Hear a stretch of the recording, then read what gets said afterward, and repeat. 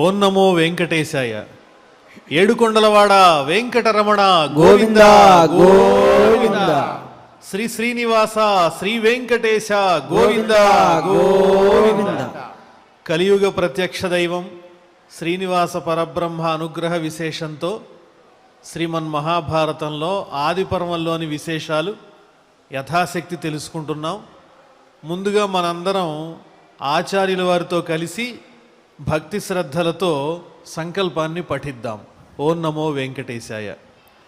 విఘ్నేశ్వర ధ్యానం శుక్లాంబరధరం విష్ణుం శశివర్ణం చతుర్భుజం ప్రసన్నవదనం ధ్యాయేత్ సర్వవిఘ్నోపశాంతయే. శ్రీనివాస ధ్యానం. నమస్తుభ్యం మహాదేవ నారాయణ కృపానిధే. పాహి మాం ఫణిశైలేశ భక్తబంధో దయానిధే. మహాభారత శ్రవణ ఫలం ద్వైపాయనౌష్ఠపుట నిస్సృతమప్రమేయం. పుణ్యం పవిత్రమథ పాపహరం శివం చ.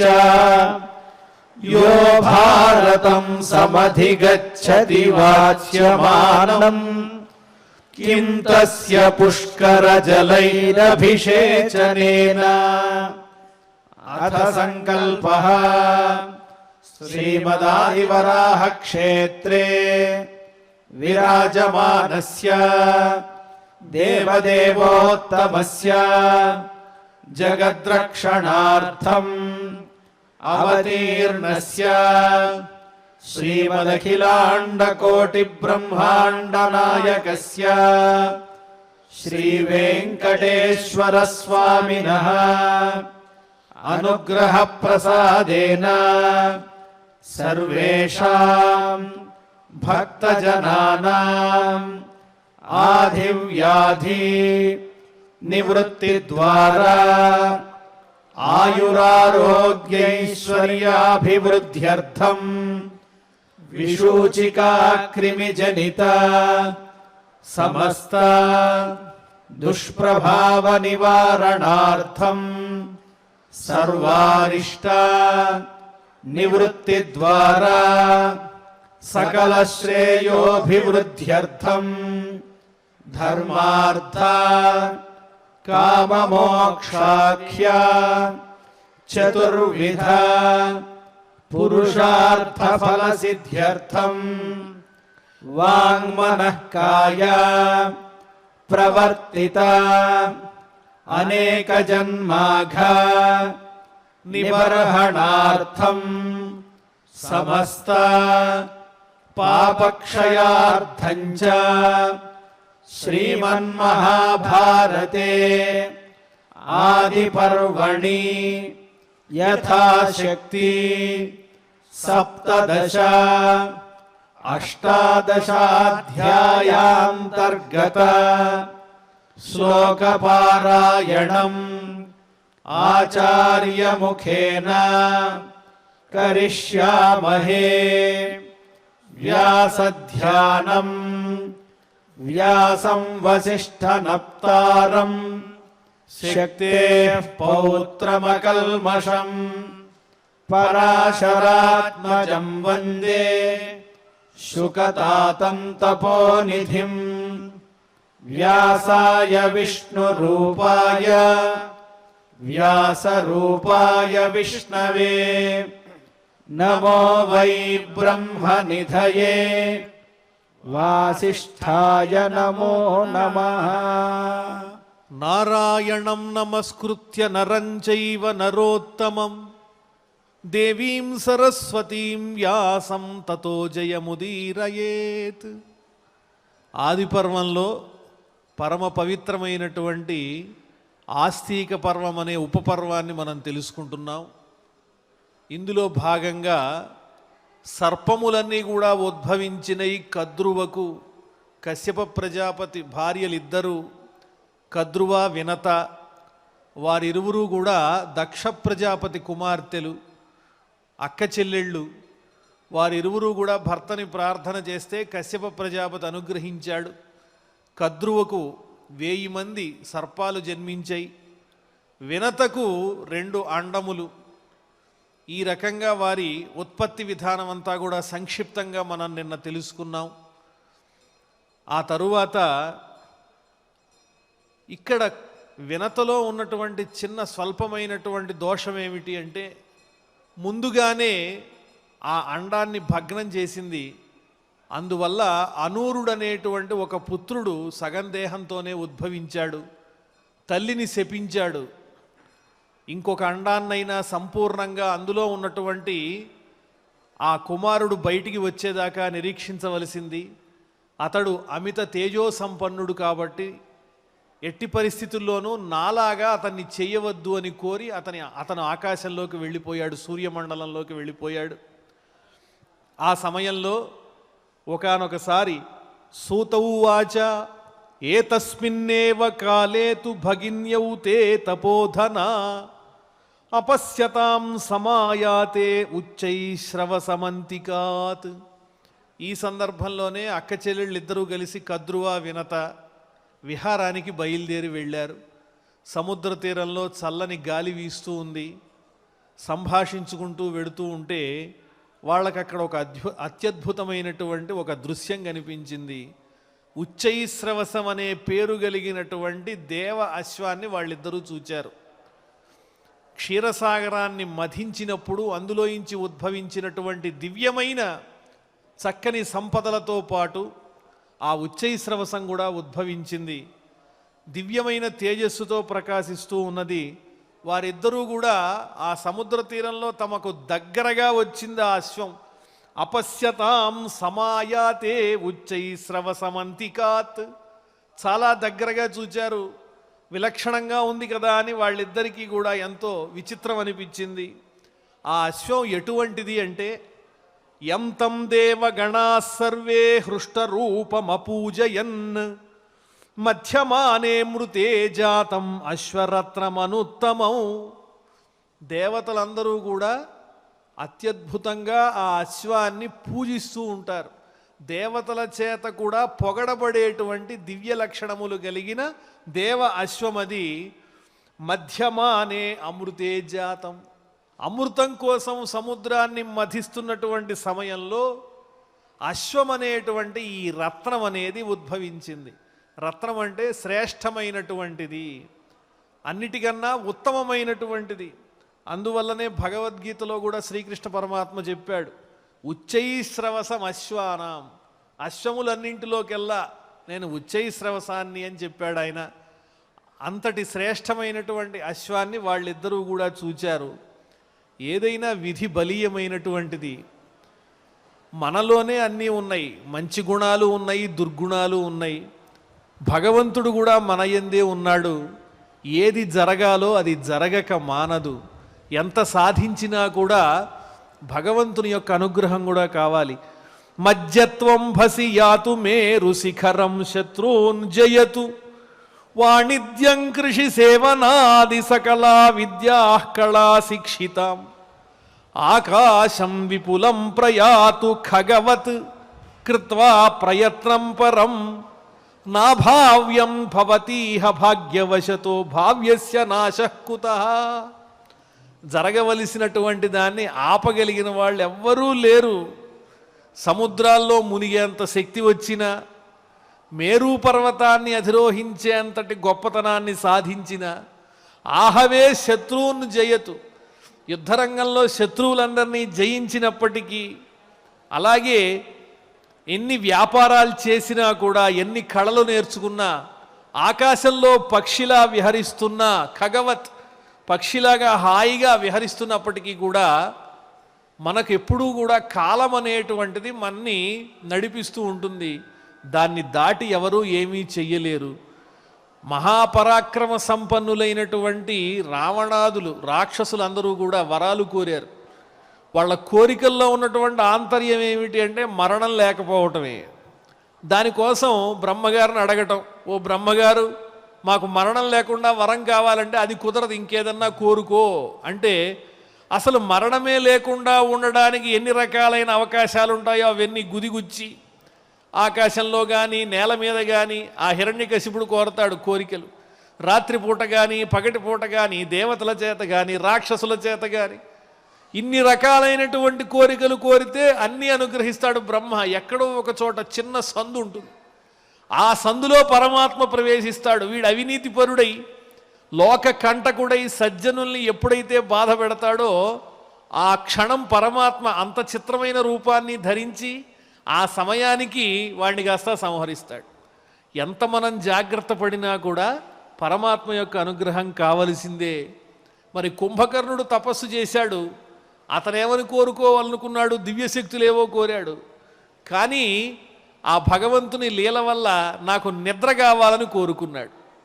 ఇలా ఉంటుంది సహజమైనటువంటి పామరుల యొక్క లక్షణం ఇలా ఉంటుంది. అలాగే గాంధారిని చూడండి, తనకన్నా ముందుగా అక్కడ కుంతీదేవికి ధర్మరాజు జన్మించాడనేటువంటి విషయం తెలియంగానే తట్టుకోలేక తను గర్భాన్ని తాడనం చేసుకుంది. మరి మహాపతివ్రత, ఆమెలో ఉన్నది అసూయ. అంటే అలా గనక చేయకపోయినట్లయితే మహాపరాక్రమ సంపన్నుడైన వాడు జన్మించేవాడు. అలా చేసేటప్పటికి 100 అండములుగా అవి విభాగం చేయవలసి వచ్చింది. ఆ పుట్టిన వాళ్ళంతా కూడా కుల వినాశకులయ్యారు. అలాగే ఇక్కడ కూడా వినత కొంచెం సహనం పాటించి ఉన్నట్లయితే అనూరుడు సంపూర్ణమైనటువంటి తేజస్సుతో దేహంతో ఉద్భవించేవాడు. జరిగింది జరిగిపోయింది. ఆ తర్వాత వీళ్ళిద్దరూ కూడా ఆ అశ్వాన్ని ఉచ్చైశ్రవసం అనేటువంటి వాహనాన్ని, ఇంద్రుని యొక్క వాహనాన్ని దర్శించారు. అది ఎలా ఉన్నది? అమోఘ బలమశ్వానాం ఉత్తమం జగతాం వరం శ్రీమంతమజరం దివ్యం సర్వలక్షణ పూజితం. అమోఘం, దాని పుట్టుక వ్యర్థం కాదు, దాని తేజస్సు అపరిమితమైనటువంటిది.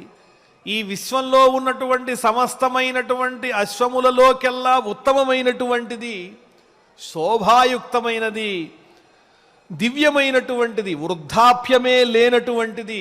ఏ ఏ లక్షణాలైతే ఉండాలో అన్ని లక్షణములతో కూడా ఆ అశ్వం ప్రకాశిస్తోంది అని ఈ ఉగ్రశ్రవసుడు అనేటువంటి సౌతి చెప్పాడు శౌనకాది మహర్షులకు. అయ్యా, ఈ రకంగా కద్రువ వినత ఇద్దరు కూడా విహారానికి వెళ్ళారు. అక్కడ ఉచ్చైశ్రవసం అనేటువంటి అశ్వాన్ని చూశారు. అది చాలా గొప్పది.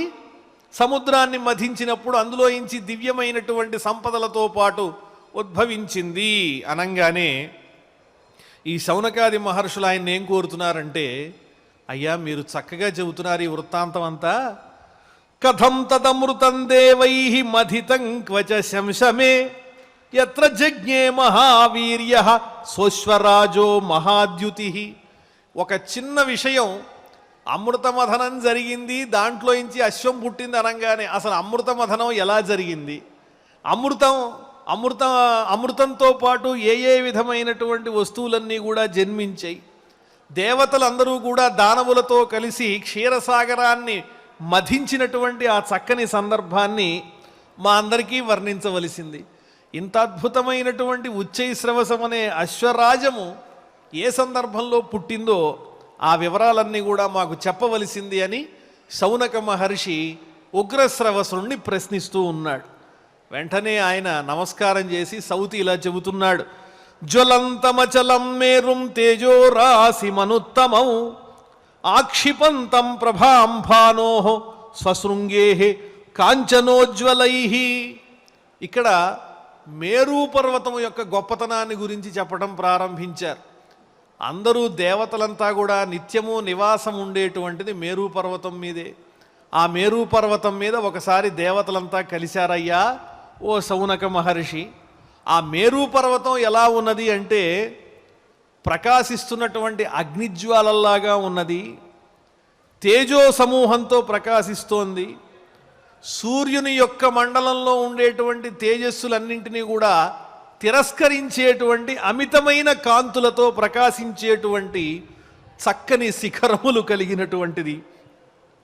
కనకాభరణం చిత్రం దేవగంధర్వ సేవితం అప్రమేయం అనాదృశ్యం అధర్మ బహుళైర్జనై. అందమైనటువంటి ఆభరణాలు మనం ఎన్నో ధరిస్తూ ఉంటాం. పోత పోసినటువంటి బంగారు ఆభరణముల యొక్క గుట్టలాగా ఉంది ఆ మేరు పర్వతము. ఆ పర్వతం మీద ఎవరుంటారు అంటే నిత్యము కూడా దేవతలు, గంధర్వులు మొదలైన వాళ్ళంతా కూడా నిరంతరము నివసిస్తూ ఉంటారు. దానికి సాటి వచ్చేటువంటి పర్వతం వేరొకటి లేదు. సామాన్యులైనటువంటి వాళ్ళు ఆ పర్వతాన్ని అధిరోహించలేరు. మేరు పర్వతాన్ని అనాదృశ్యం అధర్మ బహుళై జనై. అధర్మపరులైనటువంటి వాళ్ళు ఎవరైతే ఉంటారో వాళ్ళు అసలు ఆ పర్వతాన్ని అధిరోహించనే లేరు. మేరు సుమేరు హేమాద్రి రత్నసాను సురాలయ. రత్నములన్నింటికీ కూడా స్థానభూతమైనటువంటిది, దేవతలందరికీ కూడా ఆవాసమైనటువంటిది ఆ మేరు పర్వతము. ఇంకా ఆ పర్వతం మీద ఉన్నటువంటి విశేషాలు ఏమిటంటే వ్యాలై ఆవారితం ఘోరై దివ్య ఔషధి విదీపితం నాకమావృత్య తిష్టంతం ఉచ్ఛ్రయేణ మహాగిరిం. దారుణమైనటువంటి పెద్ద పెద్ద సర్పములు, దివ్యమైన సర్పములన్నింటితో కూడా ఆ మేరు పర్వతం నిండి ఉన్నది. పవిత్రమైన దివ్యమైన తేజోవంతములైనటువంటి ఓషధులన్నింటికీ కూడా ఆలాలమై ప్రకాశిస్తూ ఉన్నటువంటిది. ఇంకా మేరు పర్వతాన్ని చూచినట్లయితే నాకమా ఆవృత్య తిష్టంతం, స్వర్గం దాకా వ్యాపించి ఉన్నదా అంటే దాని ఆది అంతములన్నింటినీ కూడా లెక్క కట్టడం ఎవరి వల్ల కాదు. ఉచ్ఛ్రయేణ మహాగిరి, విపరీతమైనటువంటి ఎత్తుగా ఉన్నది ఆ మేరు పర్వతం. అక్కడికి దేవతలంతా కూడా చేరుతూ ఉన్నారు.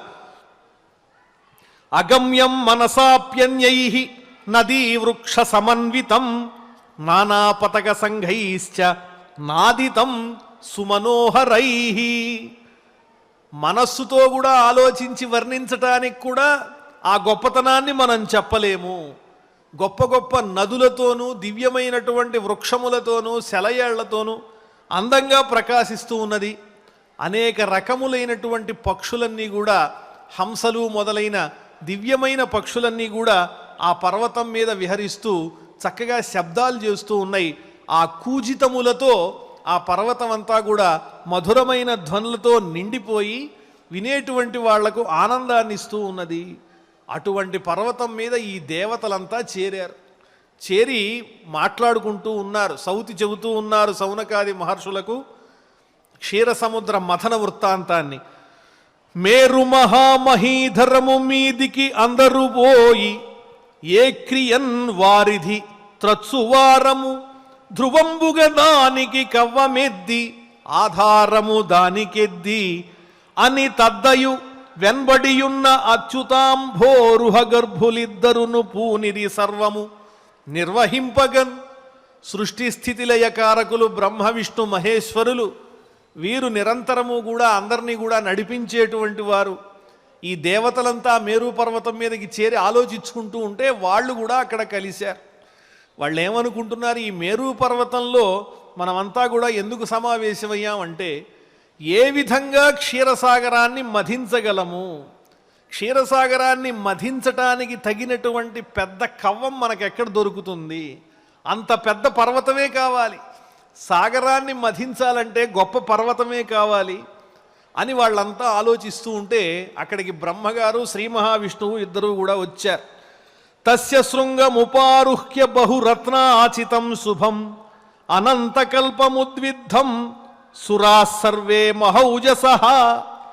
దివ్యమైనటువంటి చక్కని గుహలతో నిండి ఉన్న మేరు పర్వతం మీద అనేక రత్న ఖచ్చితమైనటువంటి వేదికలతో నిండి ఉన్నటువంటి ఆ పర్వతం మీద విశ్వరూపాన్ని చూపించేటువంటి శ్రీ మహావిష్ణువు యొక్క రూపంతో సమానమై అనంతంగా సామ్యంగా విష్ణు సామ్యంగా ప్రకాశించేటువంటి ఆ పర్వతం మీద తేజోవంతులైనటువంటి దేవతలంతా కూడా ఆలోచనలు ప్రారంభించారు.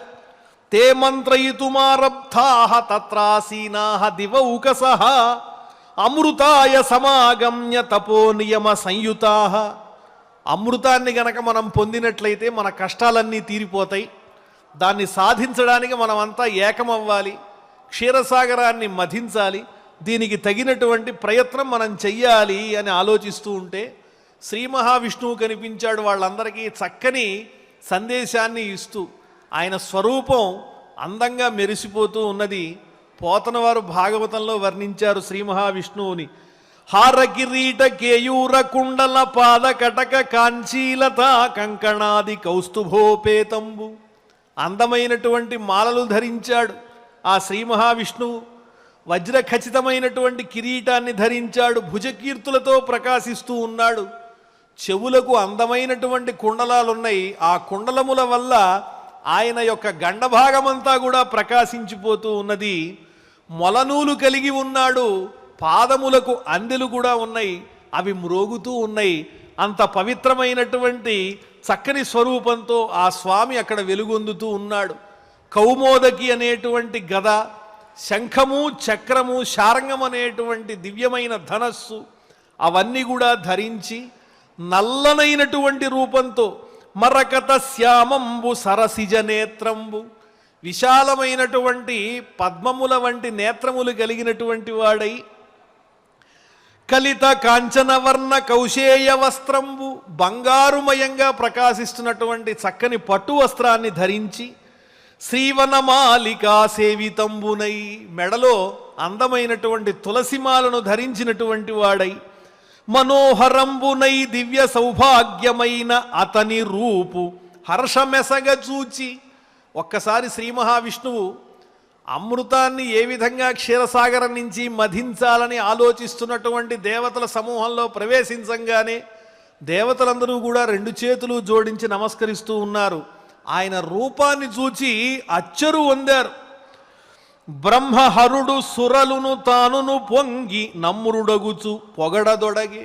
ఇంకా బ్రహ్మగారైతే ఆ శ్రీ మహావిష్ణువుని పొగట్టం మొదలెట్టాడు. ఇటువంటి కష్ట సమయంలో ఈ క్షీరసాగరాన్ని మధించడానికి తగినటువంటి ఉపాయాన్ని నీవే చెప్పాలి అనగానే అప్పుడు శ్రీమన్నారాయణుడు ఈ రకంగా చెబుతున్నాడు. తత్ర నారాయణో దేవో బ్రహ్మాణమిదమబ్రవీత్ చింతయత్సు సురేష్వేవం మంత్రయత్సు చ సర్వశః దేవైరసుర సంఘైశ్చ మధ్యతాం కలశోదధి. అందరితో కూడా శ్రీ మహావిష్ణువు ఇలా చెబుతున్నాడు, నాయనా మీరందరూ కూడా ఆలోచించాల్సినటువంటి పనేమీ లేదు. ఈ సమయంలో దేవతలు రాక్షసులు ఇద్దరూ కూడా ఒకటిగా చేరి మీ బలాన్ని ఒకటి చేసి క్షీరసాగరాన్ని మధించండి. భవిష్యత్యమృతం తత్ర మధ్యమానే మహోదధౌ. ఆ విధంగా గనక సముద్రాన్ని మధించినట్లయితే అందులో ఇంచి అమృతం పుడుతుంది. అమృతం ఒక్కటే పుట్టదు, సర్వౌషధీ సమావాప్య సర్వరత్నాని చైవహ మందధ్వం ఉదధిందేవాహ వేత్స్యధ్వం అమృతం తతః. అమృతానికి ముందుగా ఇంకా దివ్యమైనటువంటి ఎన్నో పవిత్రమైనటువంటి ఓషధులు జన్మిస్తాయి, అందులో నుంచి అనేక రత్నములు జన్మిస్తాయి. కాబట్టి మీరందరూ ప్రయత్నించి రాక్షసుల యొక్క సహాయాన్ని తీసుకుని ఆ క్షీరసాగరాన్ని కలిసి మధించవలసింది అని చెప్పి శ్రీ మహావిష్ణువు అందంగా వారందరికీ సలహా ఇచ్చాడు. ఈ రకంగా సౌతి చెబుతూ ఉన్నాడు సౌనకాది మహర్షులకు. మరి ఈ క్షీరసాగరాన్ని మధించటానికి కవ్వంగా ఏం చేసుకున్నారని చెబుతూ ఆ పర్వతం యొక్క గొప్పతనాన్ని వర్ణిస్తున్నారు ఇక్కడ. సౌతిరువాచ తతోభ్ర శిఖరాకారై గిరిశృంగైరలంకృతం మందరం పర్వతవరం లతాజాల సమాకులం. ఈ క్షీరసాగరాన్ని మధించటానికి వీళ్ళందరూ కూడా ఏ పర్వతాన్ని ఎంచుకున్నారు అంటే సరిగ్గా కవ్వంలాగా సరిపోయేటువంటిది మందర పర్వతం ఉంది. చక్కని శిఖరములతో ప్రకాశిస్తూ ఉన్నది, అలంకరింపబడినది, అనేక లతలతో పొదరిళ్లతో నిండి ఉన్నది.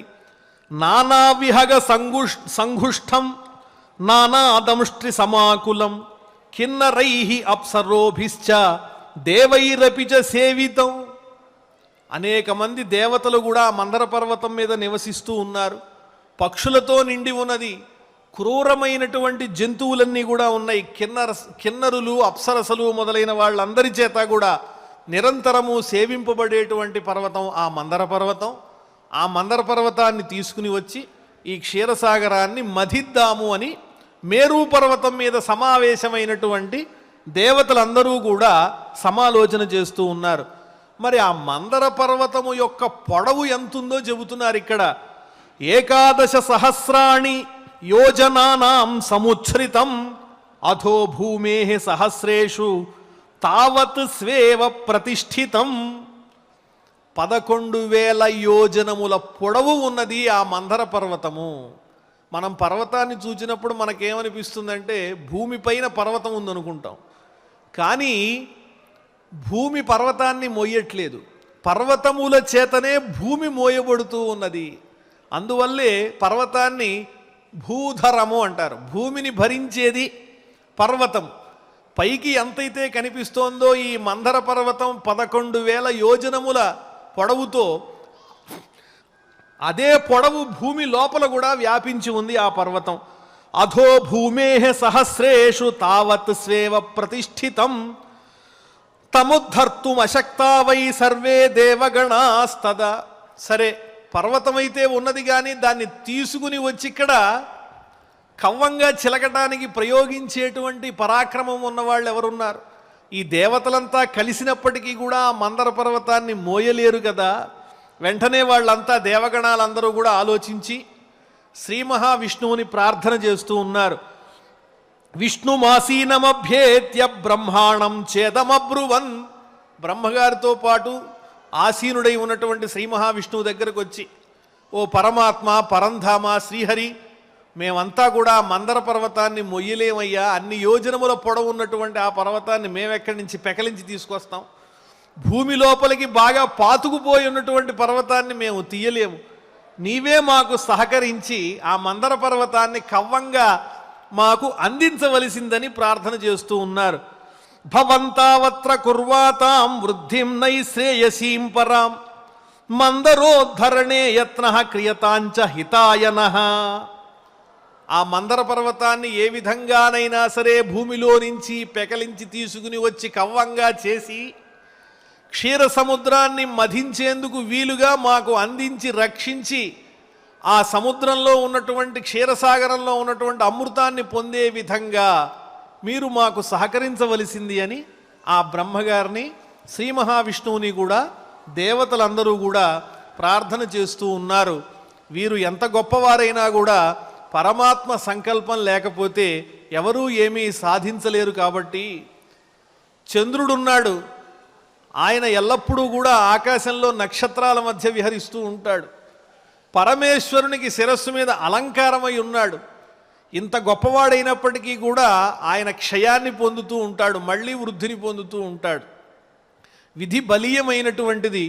అందువల్ల మన ప్రయత్నంతో పాటు భగవంతుని యొక్క సహకారం అనేది తప్పకుండా ఉన్నప్పుడే మనం ఏ కార్యాన్నైనా సాధించగలుగుతామనేటువంటి చక్కని సందేశాన్ని మనకి వృత్తాంతంలో అందిస్తూ ఉన్నారు వ్యాస మహర్షి.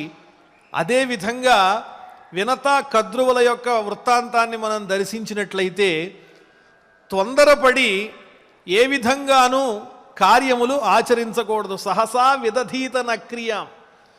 తొందరపడి పని చేసినట్లయితే ఆపదలు కలుగుతాయి అని వినత చేసినటువంటి పని వల్ల మనకి తెలుస్తోంది. ముందుగానే ఆమె ఆ అండమును పగలగొట్టడం వల్ల అందులో నుంచి వచ్చినటువంటి అనూరుడు సగం దేహంతో బయటికి వెలువడడం జరిగింది. కాబట్టి పరమాత్మ యొక్క అనుగ్రహాన్ని పొందాలి, మన సామర్థ్యాన్ని కూడా ఉపయోగించాలి. అలా చేసినట్లయితే గనక మనం జీవితంలో సత్ఫలితాన్ని పొందుతాము అని ఈ వృత్తాంతంలో ఉన్నటువంటి సారాంశం.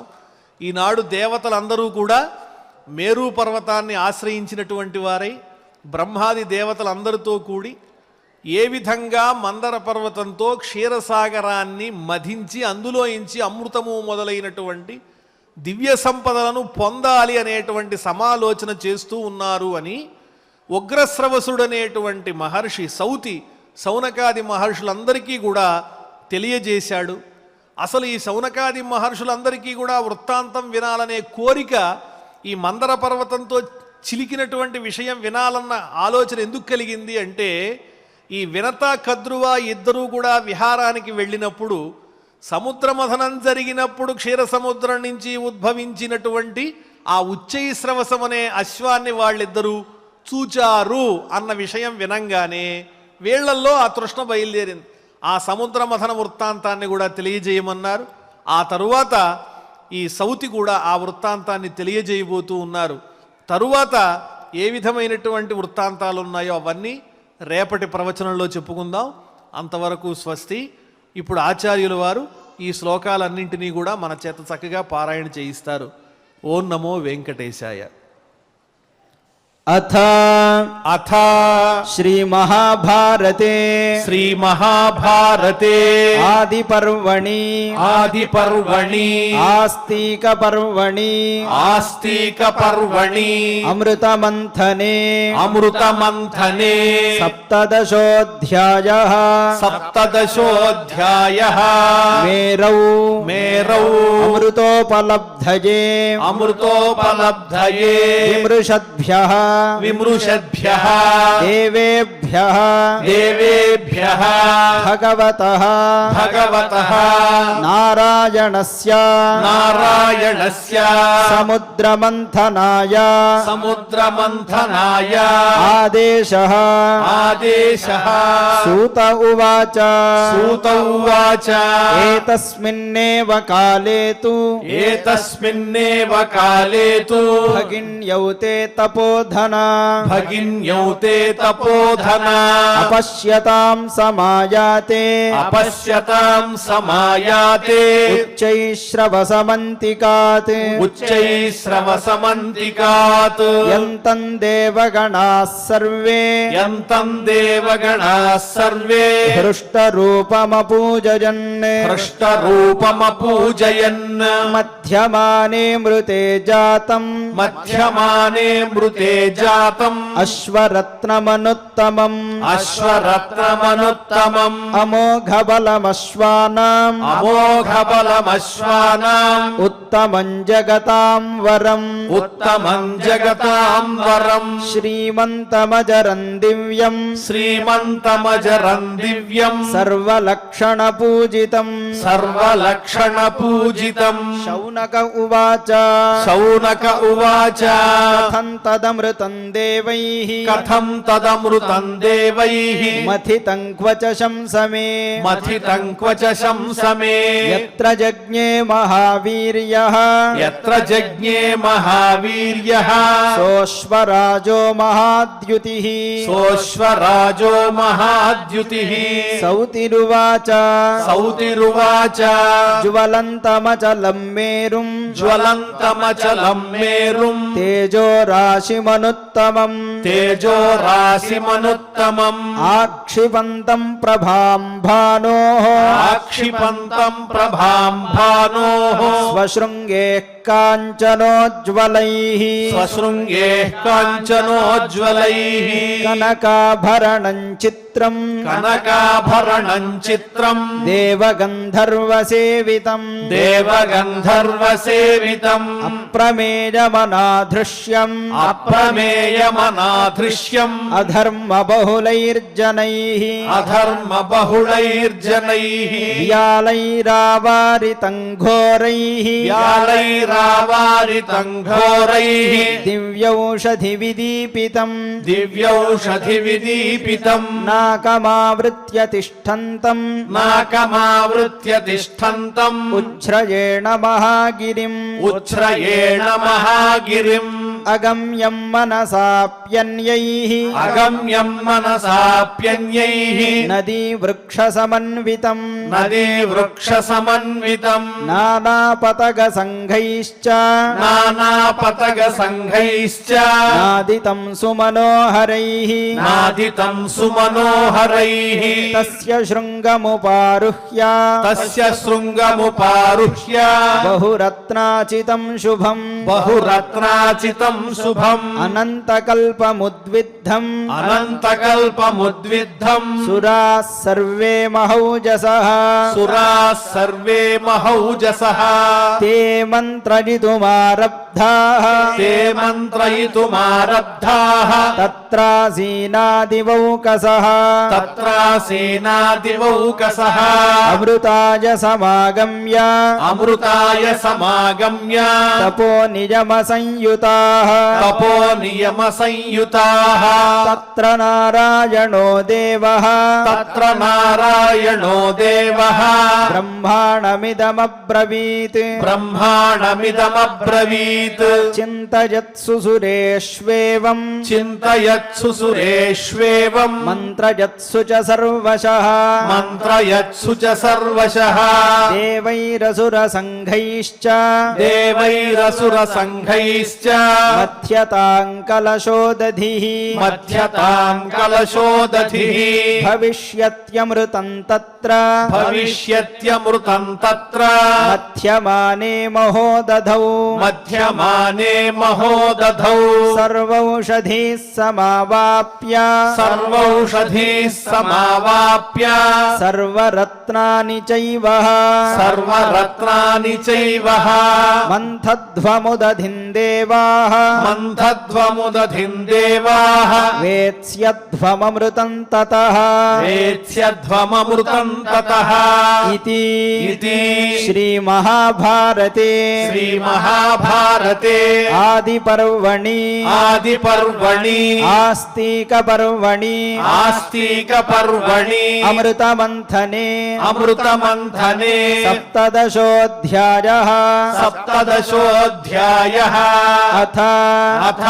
శ్రీమహాభారతే శ్రీమహాభారతే ఆదిపర్వణి ఆదిపర్వణి ఆస్తికపర్వణి ఆస్తికపర్వణి అమృతమంథనే అమృతమంథనే అష్టాదశోऽధ్యాయः అష్టాదశోऽధ్యాయः అమృతలిప్సుభిः అమృతలిప్సుభిः దేవాసురైः దేవాసురైः సముద్రమంథనం సముద్రమంథనం అనేకవిధరత్నానాం అనేకవిధరత్నానాం అమృతస్య చ అమృతస్య చ ఉత్పత్తిః ఉత్పత్తిః భగవతా భగవతా ధృతమోహినీ రూపేణ ధృతమోహినీ రూపేణ దైత్యగణసకాశాత్ దైత్యగణ సకాశాత్ అమృతహరణం చ అమృతహరణం చ సౌతిరువాచ సౌతిరువాచ తతో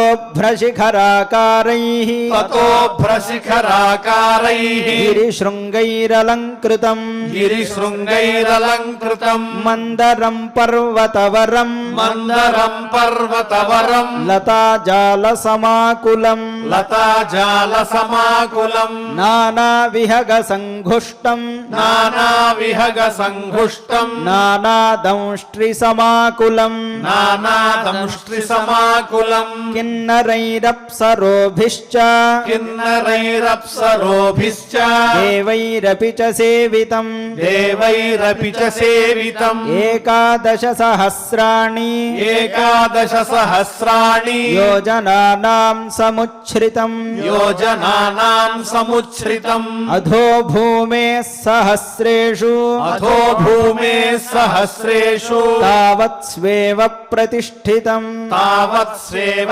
ప్రతిష్ఠితం తముద్ధర్తుమశక్తా వై తముద్ధర్తుమశక్తా వై సర్వే దేవగణాస్తదా సర్వే దేవగణాస్తదా విష్ణుమాసీనమభ్యేత్య విష్ణుమాసీనమభ్యేత్య బ్రహ్మాణం చేదమబ్రువన్ బ్రహ్మాణం చేదమబ్రువన్ భవంతావత్ర కుర్వాతాం భవంతావత్ర కుర్వాతాం వృద్ధిన్నైశ్రేయసీం పరాం వృద్ధిం నైశ్రేయసీం పరాం మందరోద్ధరణే యత్నః మందరోద్ధరణే యత్నః క్రియతాంచ హితాయనః క్రియతాంచ హితాయనః.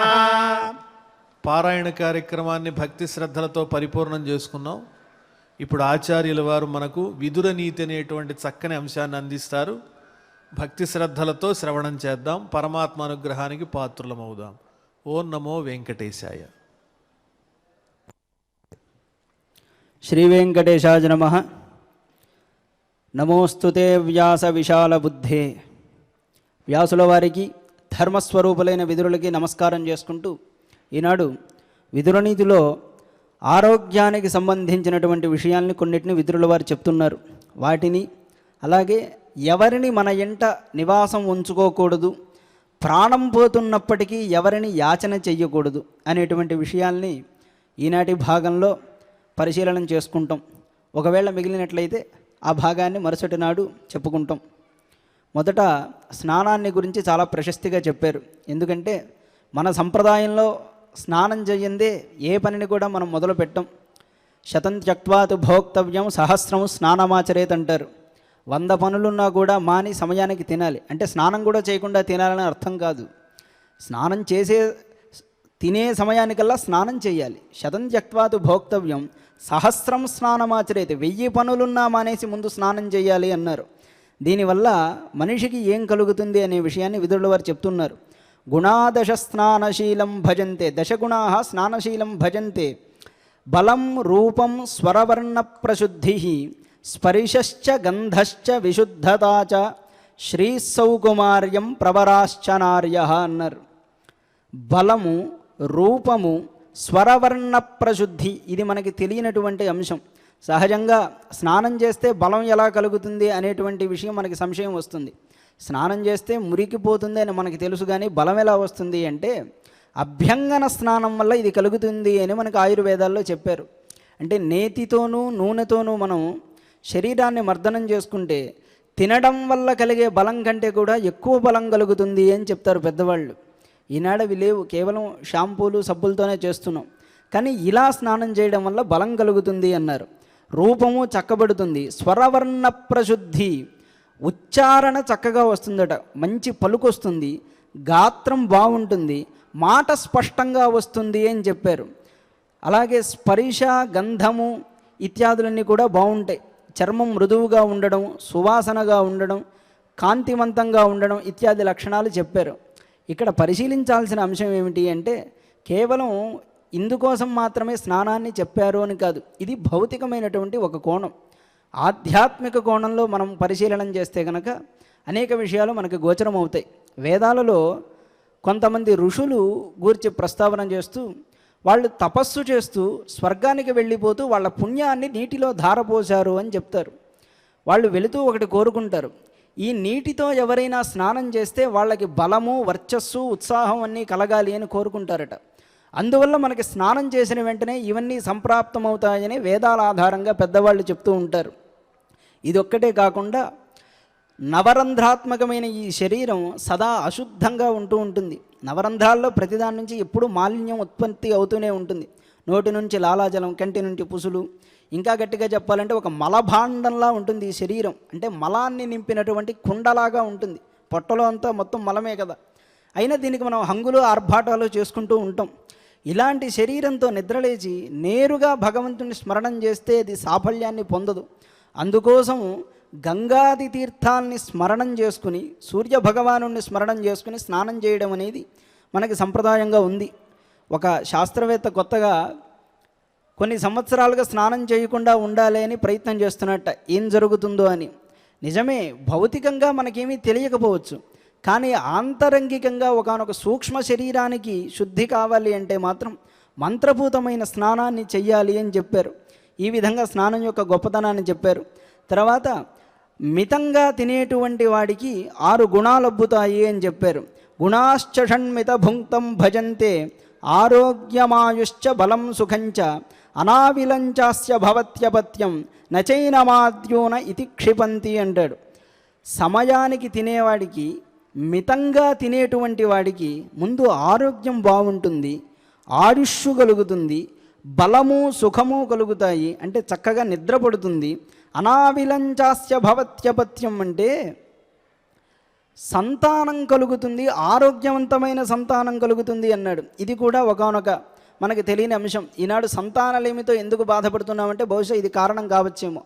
అకారణమైనటువంటి తిండి మనలో ఉన్న చైతన్యాన్ని చంపేయడం వల్ల సంతానం కలక్కపోవడం అనే దోషం కలుగుతుంది అని ఈ మాటని బట్టి అర్థమవుతోంది. అనావిలంచాస్య భవత్యపత్యం నచైనమాద్యూన ఇతి క్షిపంతి. ఆద్యూన అంటే ఎక్కువగా తినేటువంటి వాడు, తక్కువగా పనిచేసేటువంటి వాడు అని ఒక అర్థం చెప్పవచ్చు. నచైనమాద్యూన ఇతి క్షిపంతి, మితంగా తినేవాడిని లోకులు నింద చేయకుండా ఉంటారు కదా అంటాడు. ఇలా ఆరోగ్యానికి సంబంధించిన సూత్రాలు చెప్పారు. అయితే వైద్య ప్రకాశిక అనేటువంటి గ్రంథంలో, గుప్త వైద్య ప్రకాశిక అనే గ్రంథంలో ఒక మాట చెప్తాడు. విదురుల వారు చెప్పిన దానికి కొనసాగింపుగా ఆ మాటలను చెప్తున్నాం. పక్షక్షౌరం త్రిభిస్నానం పంచభిర్దంతధావనం అని ఒక మాట అంటారు. పక్షక్షౌరం 15 రోజులకు ఒకసారి అయినా శరీరాన్ని మొత్తం క్షౌరం అంటే శుభ్రంగా పెట్టుకోవాలి అని చెప్తారు. లేకపోతే పక్కవాడి కూర్చోవడానికి ఆస్కారం ఉండదు. పక్షక్షౌరం త్రిభిస్నానం, పూర్వం 3 కాలాల్లో స్నానం చేసేవారట. పంచభిర్దంతధావనం 5 మార్లు పళ్ళు తోముకునేవాళ్ళు అన్నారు. 5 మార్లు అంటే మనం కంగారు పడక్కర్లేదు. 2 పూట్ల స్నానం చేస్తాం. స్నానం చేసే ముందు దంతధావనం చేస్తారు. 3 పూట్ల తిన్న తర్వాత పళ్ళు శుభ్రంగా పుక్కిలించుకుంటారు. ఈ విధంగా 5 సార్లు దంతధావనం అవుతుంది. తర్వాత మాసే మాసే తథాపోష్యం అన్నారు.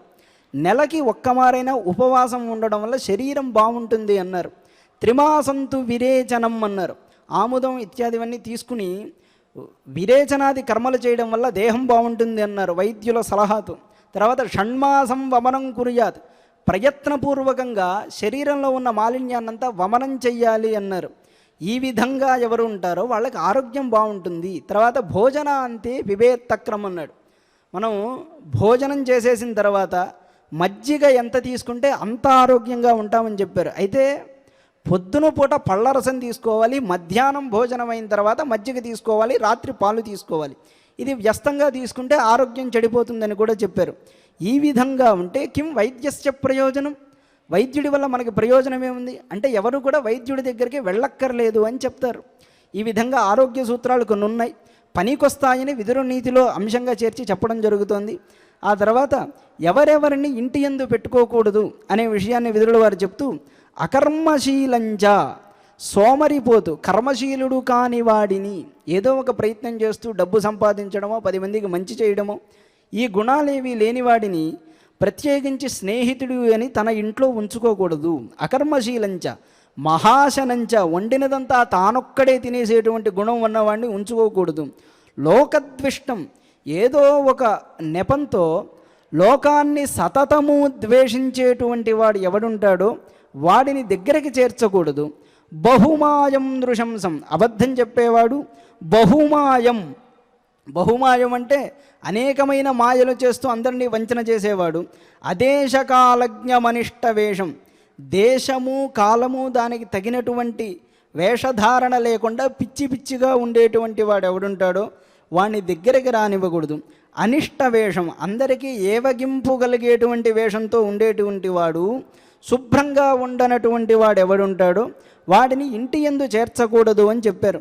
ఆ తర్వాత కదర్యమాక్రోశకమశ్రుతంచ వనౌక సముధూర్తమమాన్యమానినం నిష్ఠూరిణం కృతవైరం కృతఘ్నం ఏతాన్ భృషార్తోపి నజాతుయాచేత్ అంటారు.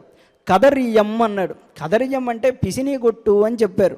వీణ్ణి ఎంత ప్రాణం పోతున్నా యాచన చేయకూడదు అన్నారు. అయితే కదర్యం అని ఎందుకు చెప్పారు అంటే దానికి ఒక కారణం ఉంది. కదర్యం అనే పదానికి అర్థం ఏమిటి అంటే భార్యాపుత్రుల్ని కూడా పట్టించుకోకుండా తను ఏదో పొందాలని చెప్పి ధర్మాన్ని కూడా విడిచిపెట్టి కేవలం డబ్బుని సంపాదించేవాడిని కదర్య అన్నారు. ఇలాంటి కదర్యుడి దగ్గర ఎప్పుడూ యాచన చెయ్యకూడదు. ఆక్రోశకం, నిరంతరం పరుషంగా మాట్లాడుతూ నిందించేటువంటి వాడి దగ్గర డబ్బు అడగకూడదు.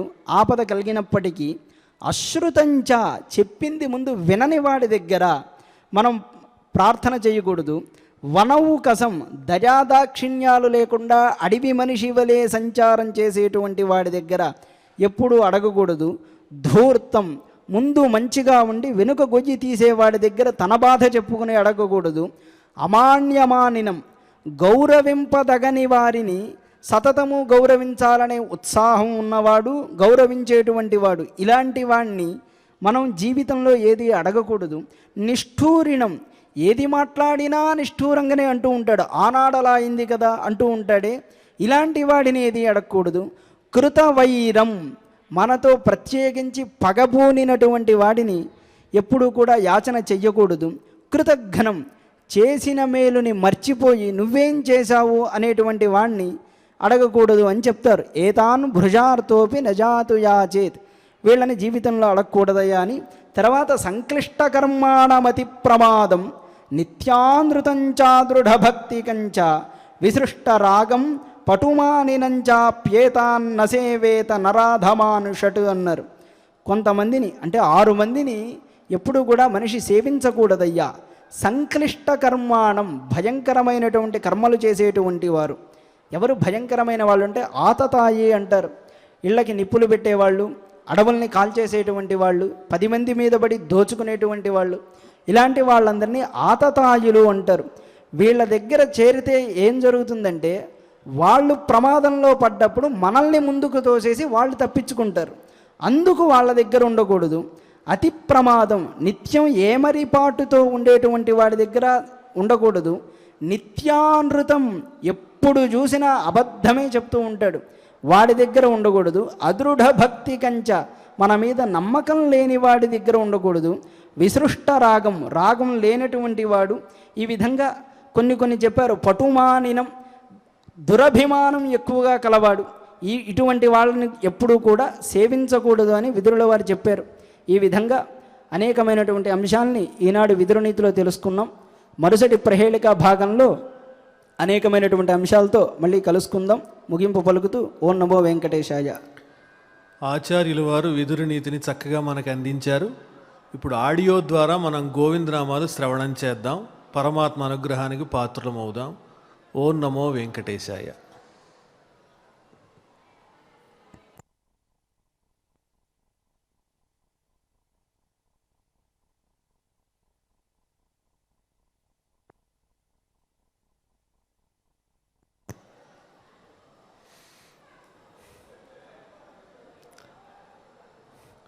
ఆ గోవిందనామాలు మనం శ్రవణం చేసేటప్పుడు స్వామివారి యొక్క గొప్పతనాన్ని తెలియజేసే గుణాలని స్మరణం చేస్తూ విందాం. శ్రీ వెంకటేశ శ్రీనివాస శ్రీ వెంకటేశ భక్తవత్సల భాగవత ప్రియ నిత్య నిర్మల నీలమేఘ శ్యామ పురాణ పురుష పుండరీకాక్ష నందనందన నవనీత చోర పశుపాలక శ్రీ పాప విమోచన దుష్ట సంహార దురిత నివారణ శిష్ట పరిపాలక కష్ట నివారణ గోవింద హరి గోవింద గోకుల నందన గోవింద గోవింద హరి గోవింద గోకుల నందన గోవింద.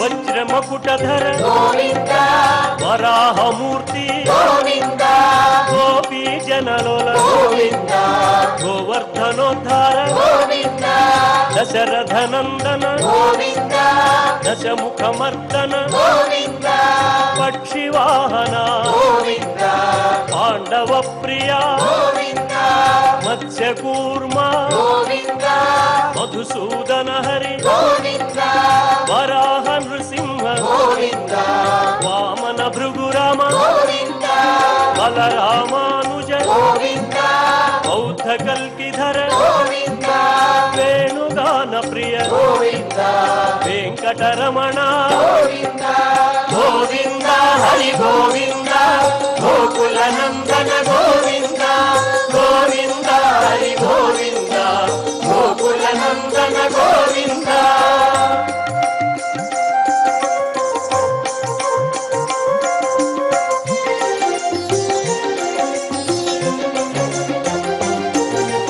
సీతానాయక గోవింద ధృత పరిపాలక గోవింద దీన పోషక గోవింద ధర్మ స్థాపక గోవింద అనాథ రక్షక గోవింద ఆపద్బాంధవ గోవింద శరణాగత విదే గోవింద కరుణాసాగర గోవింద కమలదళాక్ష గోవింద కామిత ఫలద గోవింద పాప వినాశక గోవింద పాహి మురారే గోవింద శ్రీముద్రాంకిత గోవింద శ్రీవత్స నాయక గోవింద దినకర తేజ గోవింద గోవింద హరి గోవింద గోకుల నందన గోవింద గోవింద హరి గోవింద గోకుల నందన గోవింద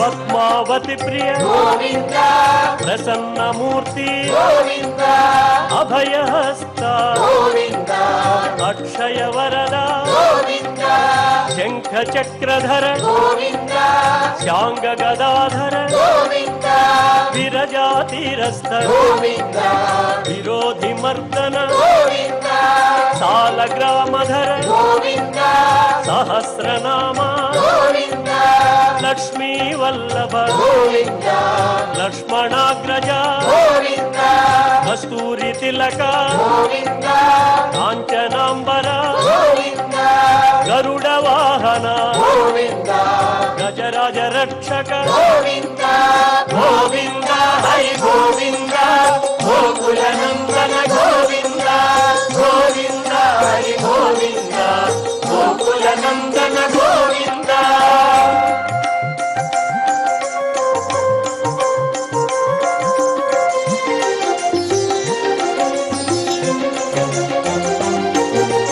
వానర సేవిత గోవింద వారధి బంధన గోవింద సప్తగిరీశ గోవింద ఏక స్వరూప గోవింద శ్రీరామకృష్ణ గోవింద రఘుకుల నందన గోవింద ప్రత్యక్ష దేవా గోవింద పరమదయాకర గోవింద వజ్ర కవచధర గోవింద వైజయంతి మాల గోవింద వడ్డీ కాసులవాడ గోవింద వసుదేవతనయ గోవింద బిల్వ పత్రార్చిత గోవింద భిక్షుక సంస్థుత గోవింద శ్రీ పుంరూప గోవింద శివకేశవమూర్తి గోవింద గోవింద హరి గోవింద గోకుల నందన గోవింద గోవింద హరి గోవింద గోకుల నందన గోవింద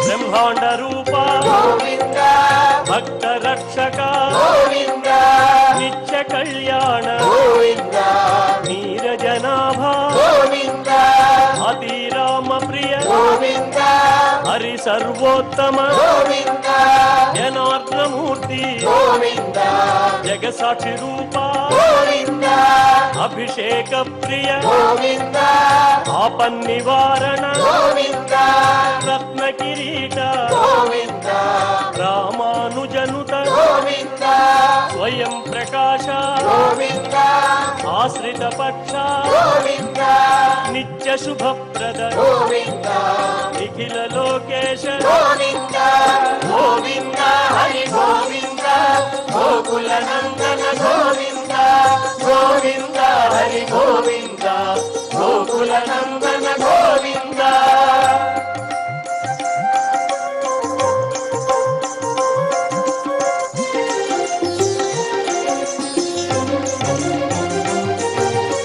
ఆనంద రూప గోవింద ఆద్యంతరహిత గోవింద ఇహ పరదాయక గోవింద విభరాజ రక్షక గోవింద పరమదయాళో గోవింద పద్మనాభ హరి గోవింద తిరుమలవాస గోవింద తులసి వనమాల గోవింద శేషశాయినే గోవింద శేషాద్రి నిలయ గోవింద మత్స్యావతార గోవింద ఏడు కొండలవాడ గోవింద గోవింద హరి గోవింద గోకుల నందన గోవింద గోవింద హరి గోవింద గోకుల నందన గోవింద గోవింద హరి గోవింద గోకుల నందన గోవింద గోవింద హరి గోవింద గోకుల నందన గోవింద గోవింద హరి గోవింద గోకుల నందన గోవింద గోవింద హరి గోవింద గోకుల